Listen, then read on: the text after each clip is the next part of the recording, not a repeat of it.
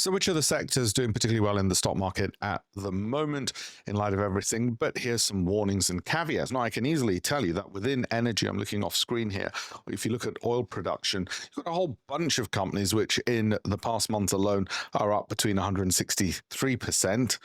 Exxon Mobil is up 9%. You've got all the way down there up to APA, which is up 51% and beyond. So you've got a whole bunch of companies doing rather well in oil production, oil refining. Okay, but I'm going to give you some warnings. MPC, for instance, have a look at that ticker symbol. Equally, you've got EQNR. Have a look at that little player over there. But what's the danger here? The danger, of course, is that this is momentum. You've missed it. It's priced in, and the momentum could turn.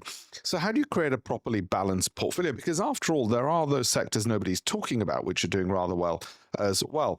If we look at some of the hardware manufacturers in technology, okay, you have got those making servers, for instance, up 50% in the case of Dell, or HP, up 25% over the same period.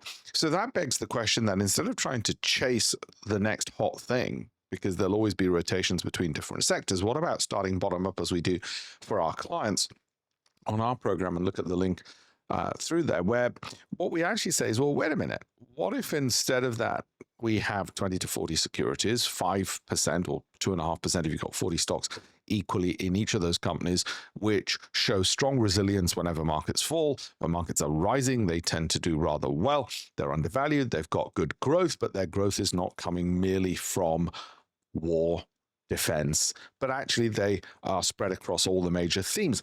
And here's the interesting thing. Guess what the themes are that we discuss with our clients? Artificial intelligence, cloud computing. We're looking at energy, traditional energy, renewable, space technology, hardware, quantum computing, virtual and augmented reality, software companies, semiconductors, of course, cybersecurity, cloud computing, electric vehicles, telecommunications.